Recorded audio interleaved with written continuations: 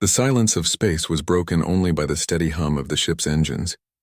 Captain Zethkar stood on the bridge of the Star Whisper, his blue-scaled hands moving across the control panel with practiced ease. The Villani had been traders for thousands of years, and Zethkar was no different. His ship carried goods across the galaxy, making honest profit from honest work. "Captain," called out Pilot Quex from her station, "I'm picking up something strange on the scanners." Zethkar walked over to look at the screen. His large, kind eyes studied the readings. "What is it?" "Looks like debris from the old human system," Quex said. Her voice was soft, like all Villani. "But there's something else. A small object giving off a weak signal." The captain thought for a moment. The human system had been destroyed 3 years ago. Everyone in the galaxy knew the story. The hegemony had declared humans too dangerous to live. 12 powerful alien races had worked together to wipe out every human world. No one had survived. Or so they thought. "Let's take a look," Zethkar said. "Bring us closer." The Star Whisper moved through the debris field. Pieces of metal and rock floated past the windows. These were the remains of planets where billions of humans once lived.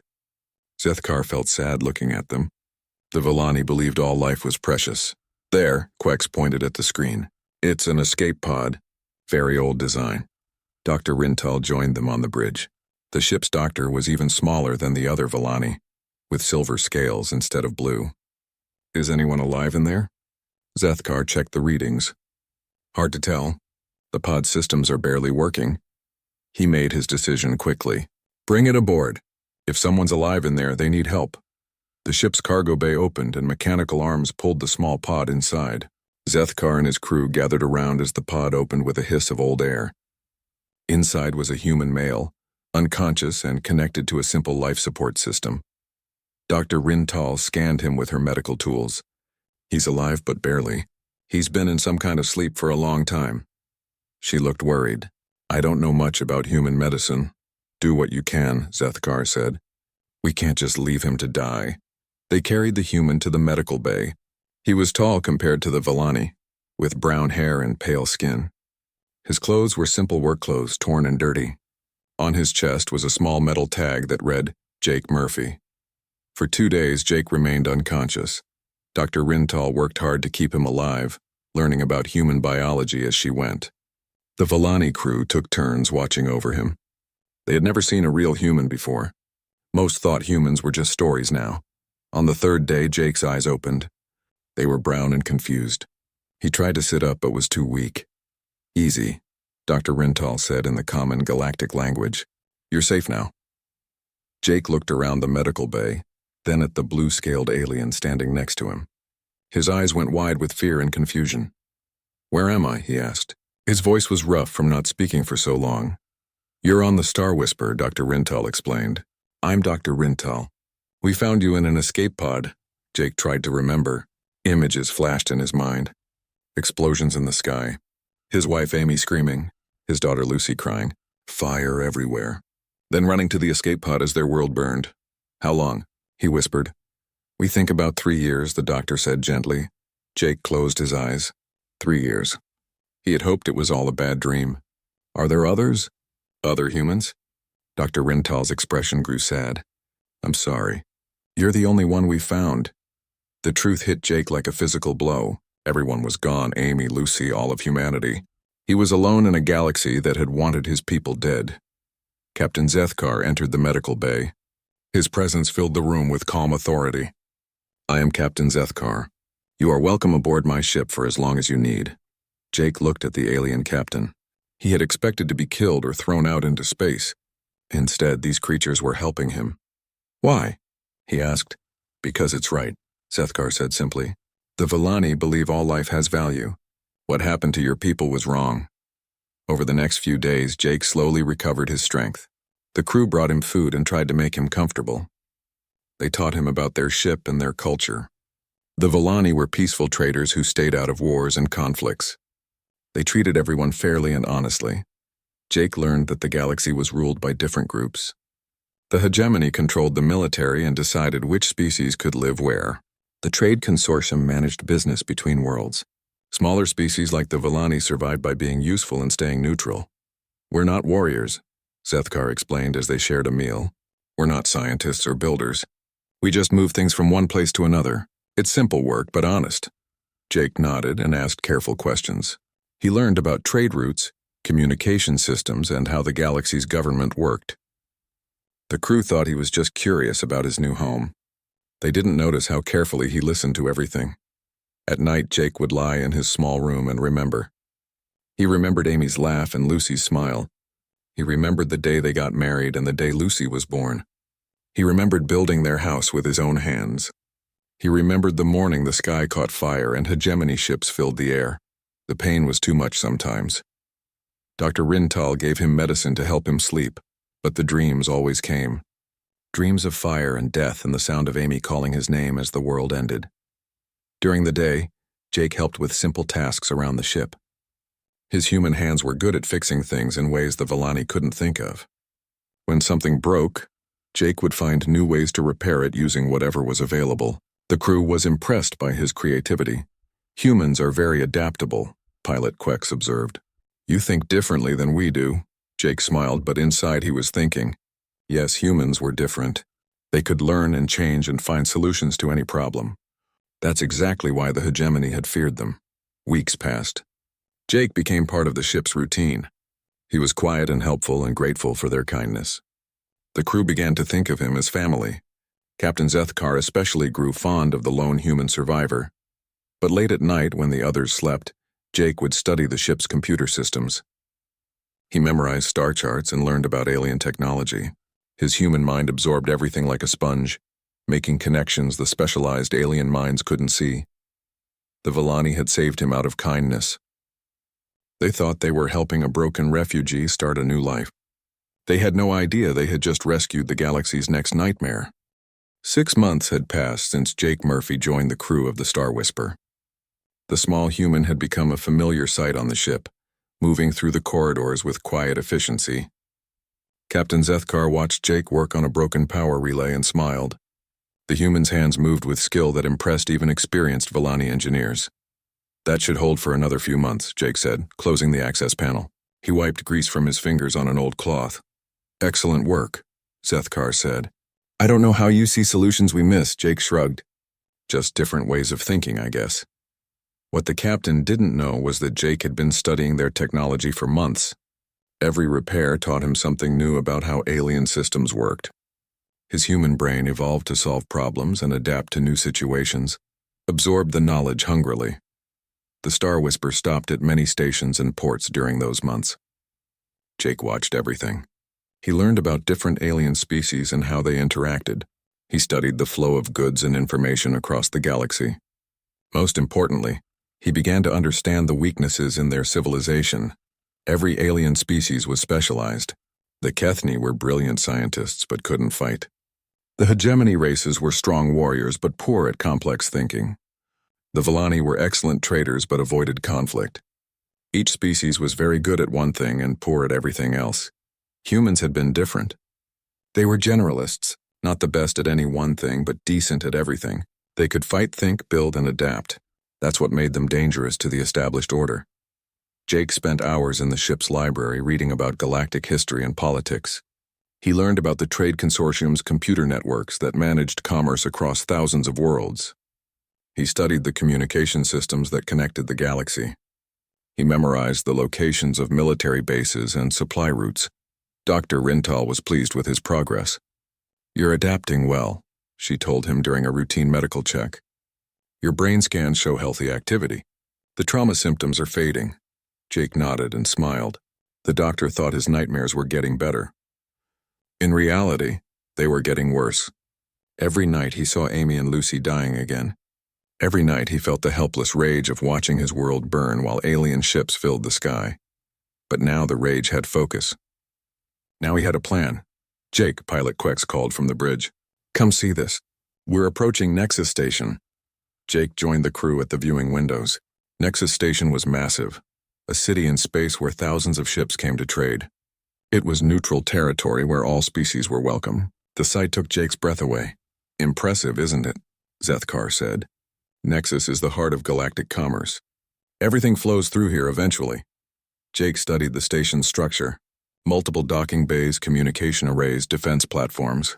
His mind automatically began planning how such a place could be attacked or sabotaged. Then he caught himself and forced a smile. "It's amazing," he said. "So many different species working together." They docked at one of the smaller bays reserved for merchant vessels.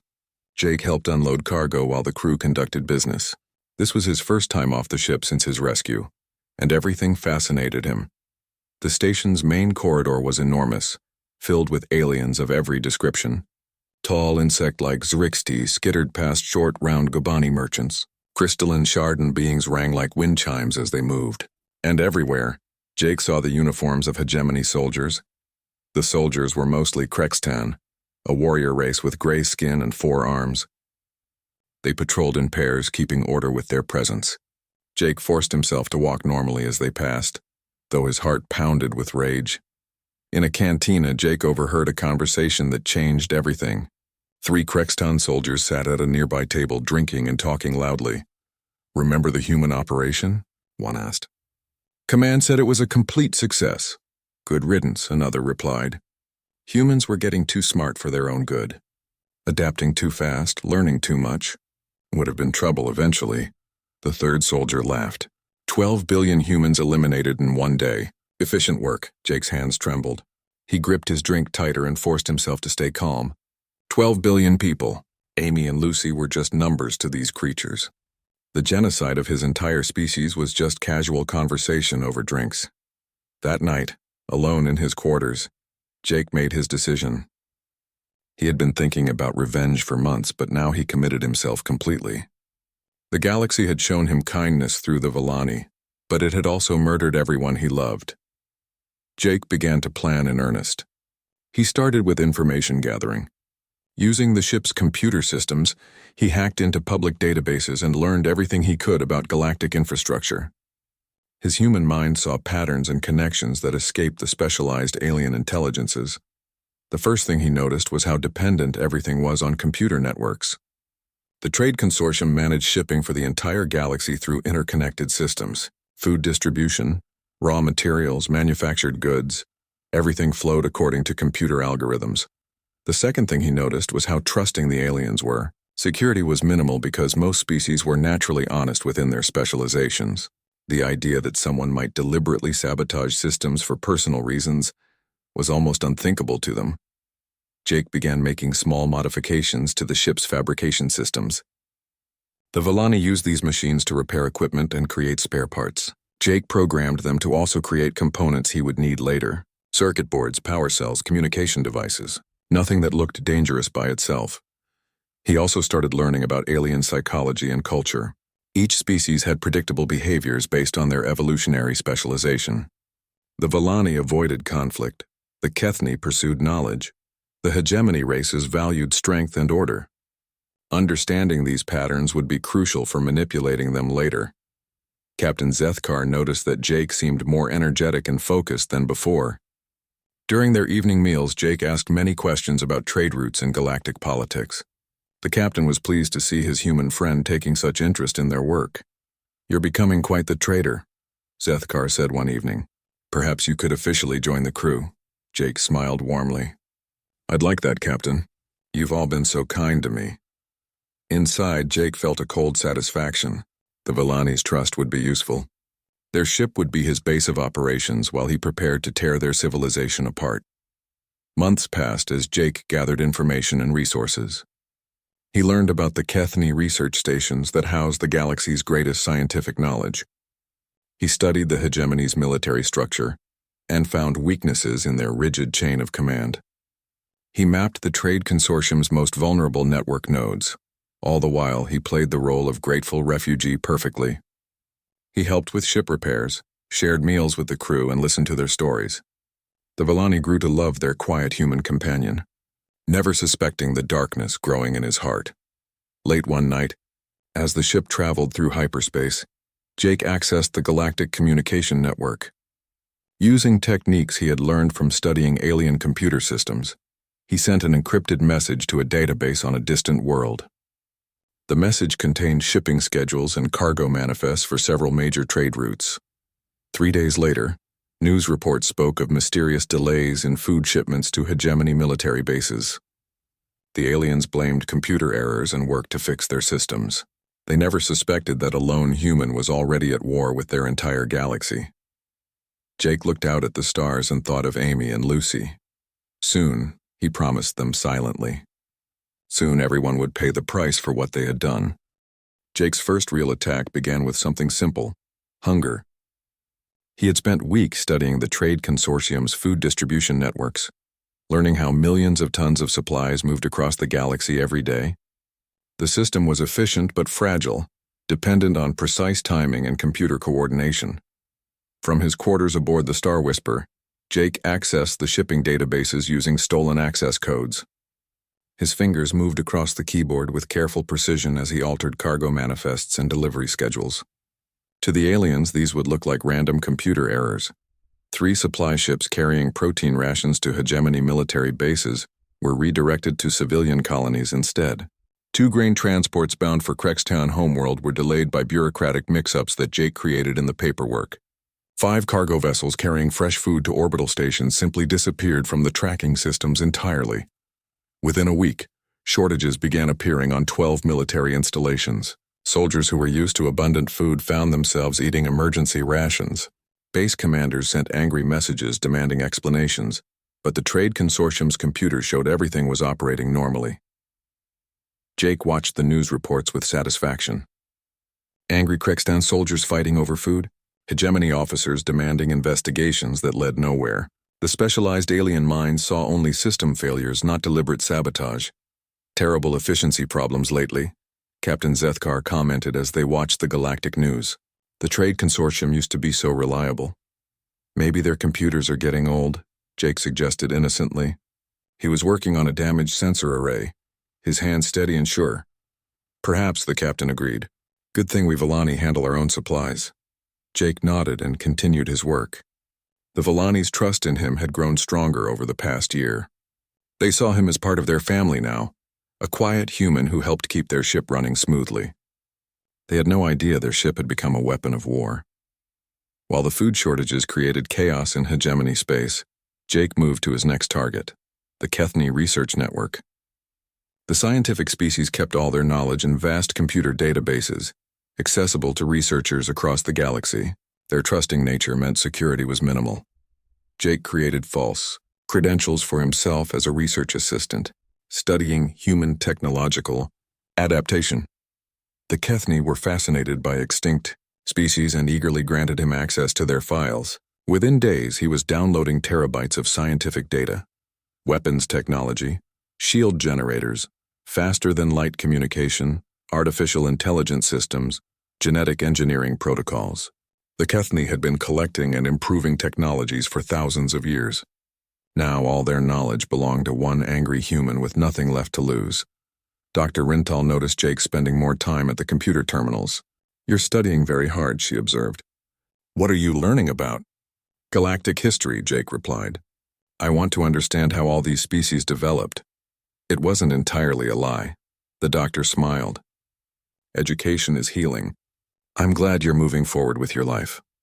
Jake returned her smile and went back to his reading. Moving forward indeed. He was studying the technical specifications for plasma weapons and planning which hegemony installations to hit first. The ship's fabrication units worked overtime during Jake's night shifts. He had programmed them to create components for advanced communication equipment using Kethny designs.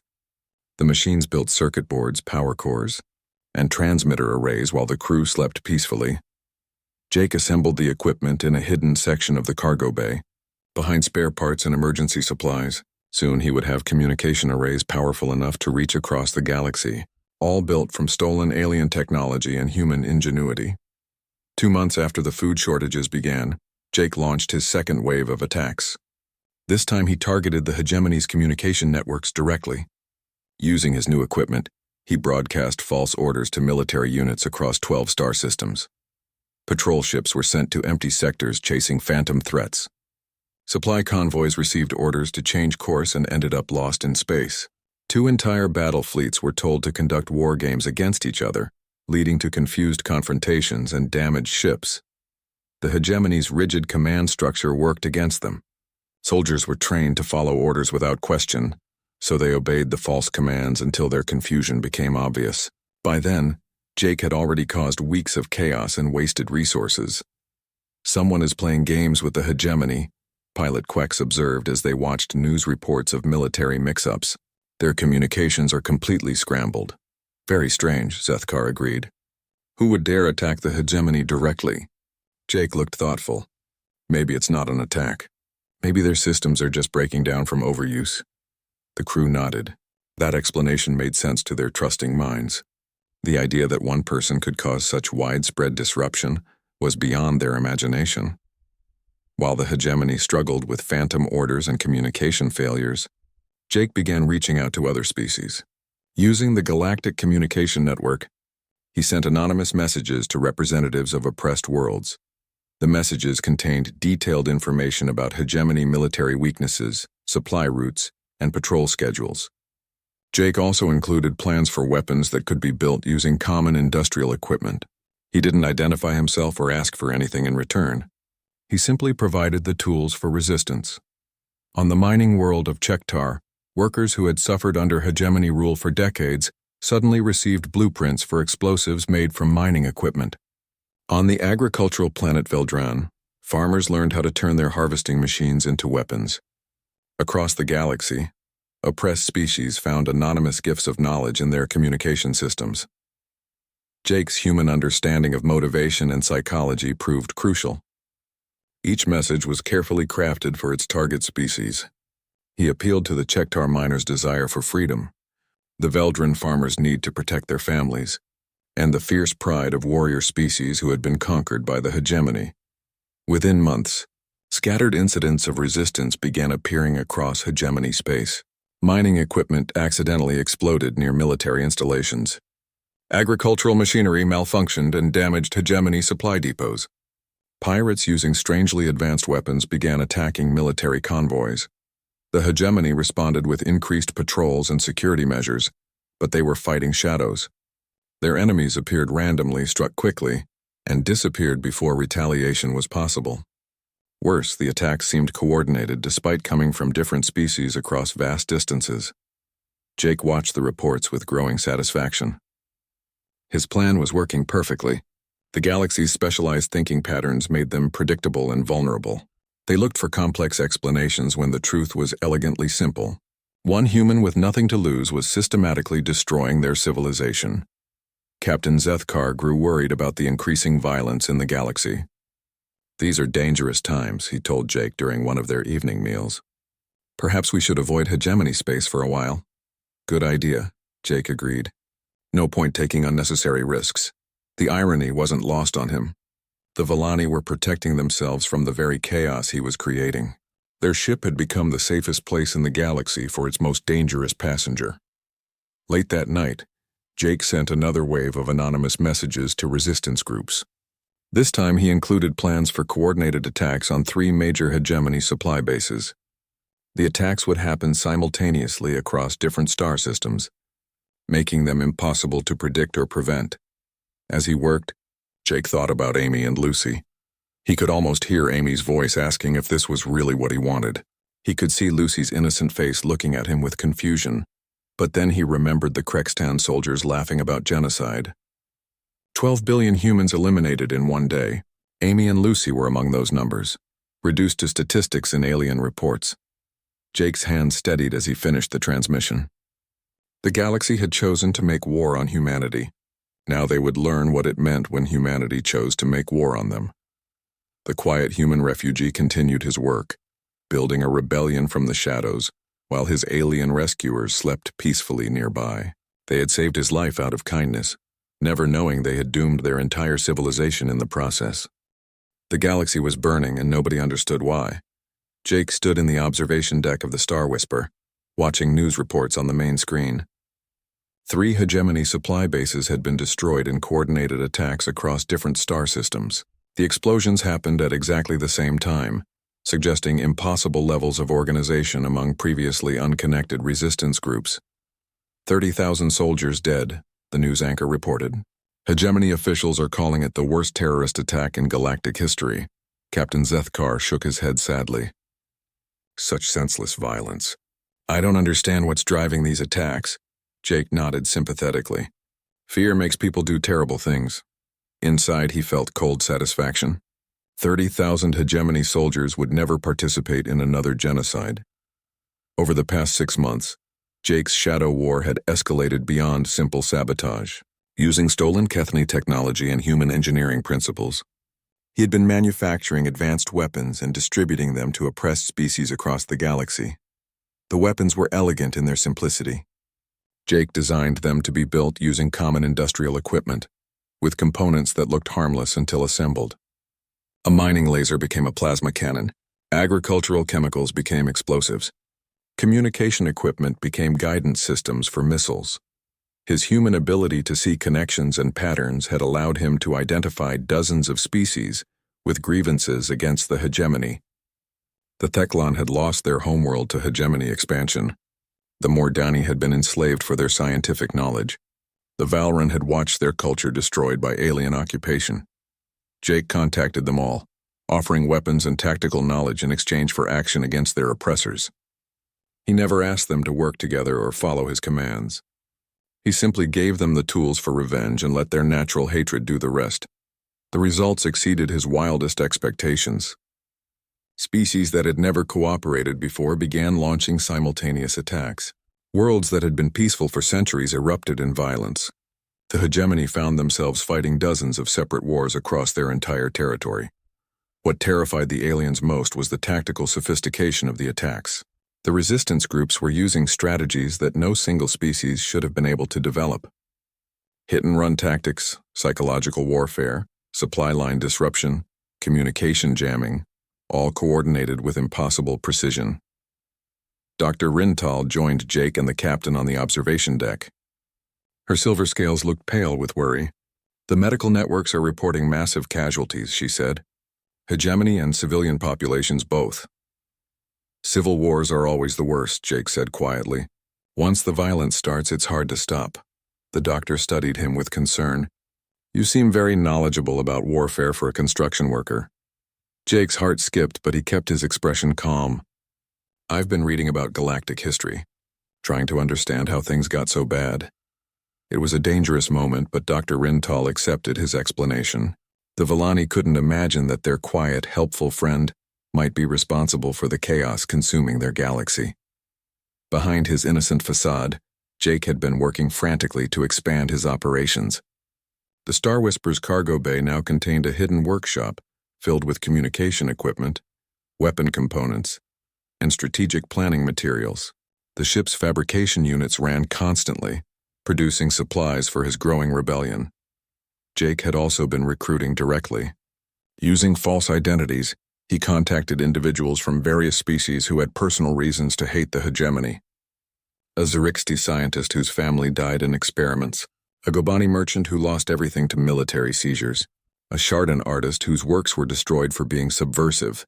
He didn't ask them to trust him or believe in his cause. He simply offered them the chance for revenge and the tools to achieve it.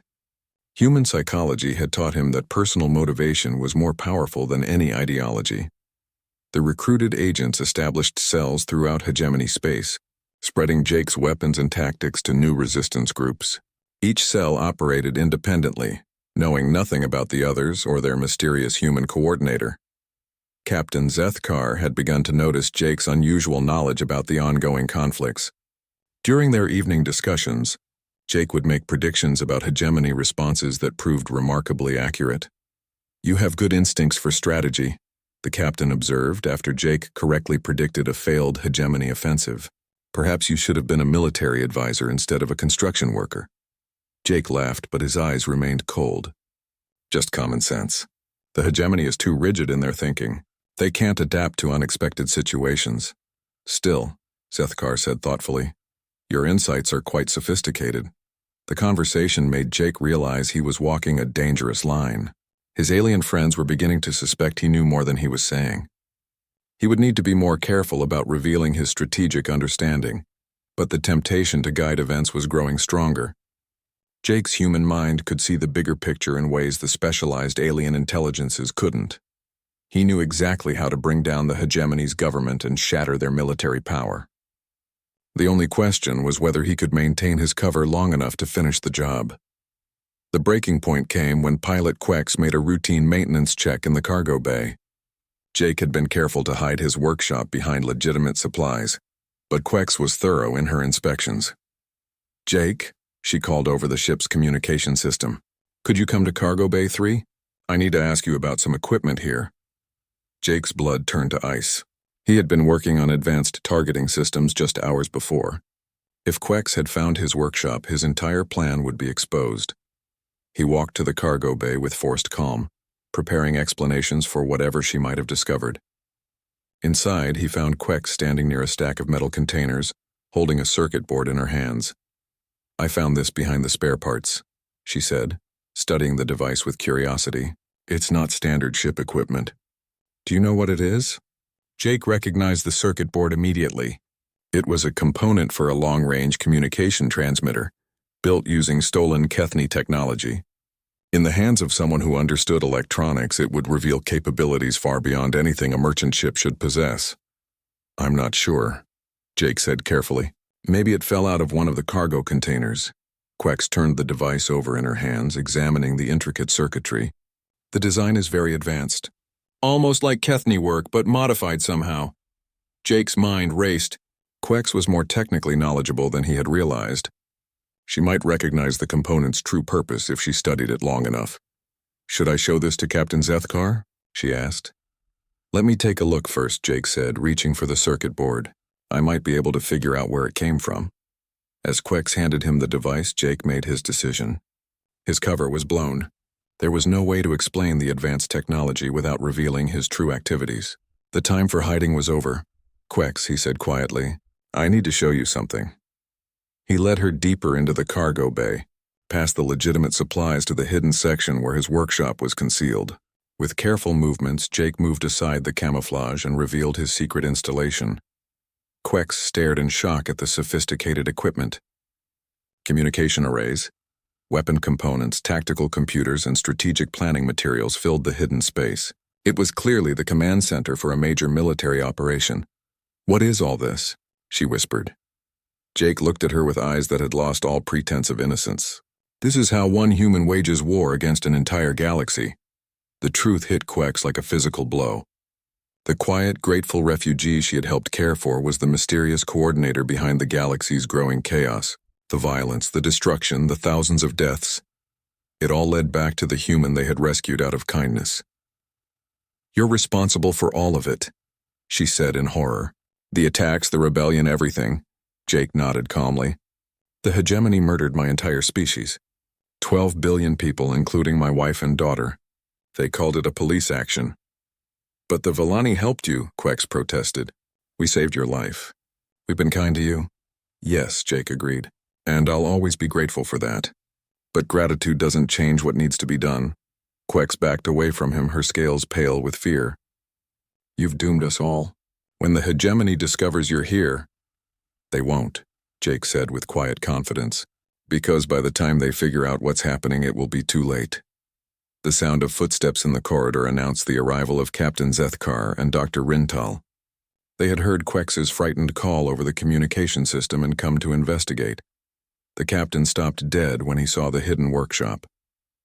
His kind eyes took in the advanced equipment, the tactical displays, and Jake's transformed expression. In that moment, Zethkar finally understood the magnitude of what his mercy had unleashed upon the galaxy. "You're him," the captain whispered. "You're the one coordinating the resistance." Jake met his gaze without flinching. "The galaxy chose to make war on humanity. Now they'll learn what it means when humanity makes war on them." 1 year later, the galaxy was unrecognizable. Jake stood on the bridge of what had once been the hegemony flagship Dominion, now his command ship in the ruins of their former capital system. Through the viewing windows, he could see the shattered remains of Krek Prime, the hegemony's seat of power. The planet's surface still glowed from the orbital bombardment he had ordered just days before. "Final casualty reports." "Sir," said Commander Vextal, a former hegemony officer who had joined Jake's cause after witnessing the corruption of his own government. "Estimated 2 billion dead on Krek Prime, military and civilian combined." Jake nodded without emotion. 2 billion Krekstan dead. including most of their political and military leadership. It was a fraction of the 12 billion humans they had murdered, but it was a start. The transformation of the galaxy had been swift and brutal. Jake's human-trained alien commanders had torn apart the hegemony's rigid military structure, using tactics their specialized minds could never have conceived. Guerrilla warfare, psychological operations, and coordinated strikes across multiple star systems had shattered an empire that had stood for thousands of years. The Teclon fleet, equipped with human-designed weapons, had destroyed the hegemony's main naval base. The Mordani, using their scientific knowledge combined with Jake's strategic thinking, had created biological weapons that targeted specific alien genetics. The Valran had turned their artistic skills toward propaganda, spreading messages that broke the morale of hegemony, forces across dozens of worlds. Each species still fought for their own reasons, but they all followed human tactical doctrine. Jake had taught them to think like humans, creatively, adaptively, without the limitations of their evolutionary specializations. The results had been devastating for their enemies. Behind Jake, Captain Zethkar sat in restraints, forced to witness the destruction of everything he had known. The Vellani captain had aged years in the past months, his blue scales now dull with despair. The other crew members of the Star Whisper were long dead, killed when they tried to escape and warn the galaxy about Jake's true nature. Only Zethkar remained, kept alive so Jake could show him the consequences of his kindness. "Do you see what your mercy accomplished?" Jake asked, turning to face the broken captain. "You saved one human life and it cost your entire civilization." Zethkar looked up with eyes full of pain. "I don't regret saving you, but I regret what you became." Jake laughed, a sound without warmth. "I didn't become anything. This is what humans always were. We're not like the other species. We don't have limits written into our genes. We adapt, we overcome, we dominate. The humans I read about were explorers and builders," Zethkar protested weakly. "They created beautiful things. They also created weapons that could destroy entire worlds," Jake replied. The hegemony understood that. They knew humans would eventually outgrow their place in the galactic order, so they tried to eliminate us first. Jake walked to a tactical display showing the current state of galactic civilization. Red zones marked areas under his control, which now covered more than half of known space.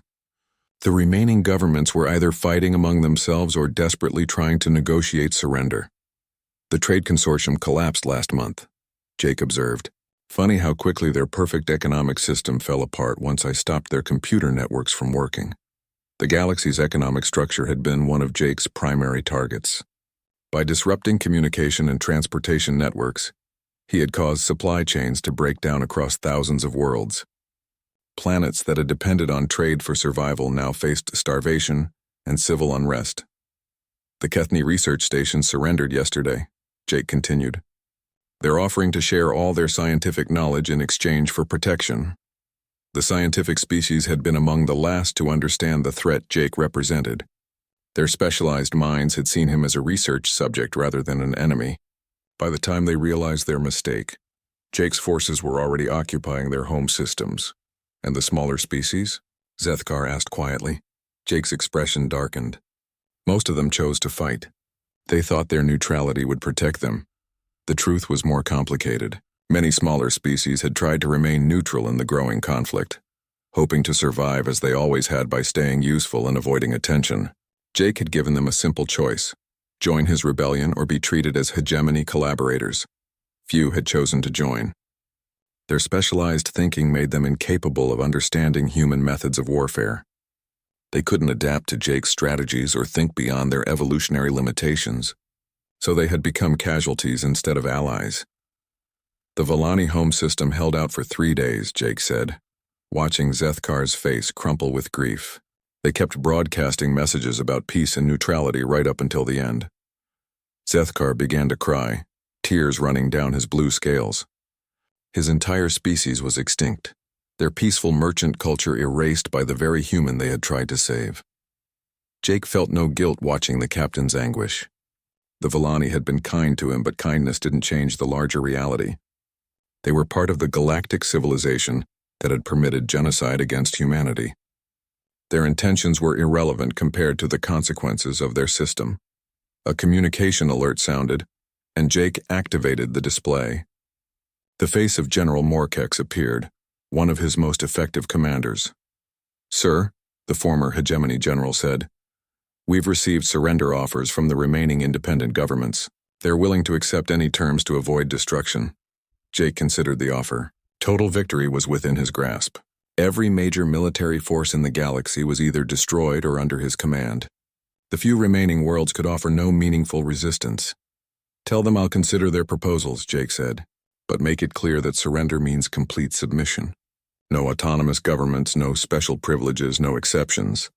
The general saluted and ended the communication. Jake turned back to the tactical display, studying the red zones that marked his growing empire. In less than 2 years, he had gone from a powerless refugee to the ruler of most of known space. But victory felt hollow. Jake walked to his private quarters, leaving Zethkar alone with his grief. The room was spartanly furnished, containing only the essentials. On his desk sat a single photograph, Amy and Lucy smiling on their wedding day. Jake picked up the picture and studied their faces. Amy's laugh lines around her eyes. Lucy's innocent smile. They had been dead for almost 5 years now, yet their memory still drove him forward. "I did it," he whispered to the photograph. "I made them all pay for what they did to you."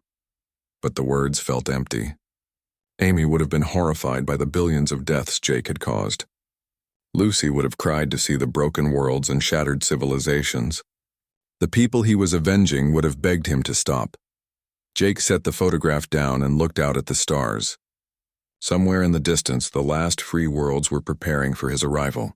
They would fall like all the others, their specialized thinking no match for human adaptability and determination. Soon, Jake would rule over the ashes of galactic civilization. He would have absolute power over the survivors, able to reshape their society according to his will. The genocide of humanity would be avenged 1,000 times over. But in the silence of his empty quarters, surrounded by the ruins of 1 trillion lives, Jake finally understood the true price of his campaign. He had become the very thing the hegemony had feared, a human who proved that sometimes the galaxy's greatest acts of mercy could become its most terrible mistakes. Jake looked at the photograph one last time. Amy and Lucy stared back at him with eyes full of love and hope. He wondered if they would even recognize the monster their memory had created. Outside his window, the galaxy burned with the light of 1,000 dying worlds. And in the darkness of space, the last human in existence sat alone with his victory, finally understanding that revenge and justice were not the same thing at all. Captain Zethkar's words echoed in his memory. "I don't regret saving you, but I regret what you became." The Villani captain had been wrong about one thing. Jake hadn't become anything new. He had simply shown the galaxy what humans were capable of when they had nothing left to lose. The capacity for both creation and destruction had always been within his species. The galaxy had learned too late why evolution had made every other species specialists. Because generalists like humans didn't just solve problems. They reshaped entire civilizations to their will. And sometimes the results were more terrible than anyone could have imagined. Jake closed his eyes and tried to remember Amy's laughter. But all he could hear was the silence of dead worlds and the echo of his own choices. The price of compassion had been paid in full, and the galaxy would never be the same.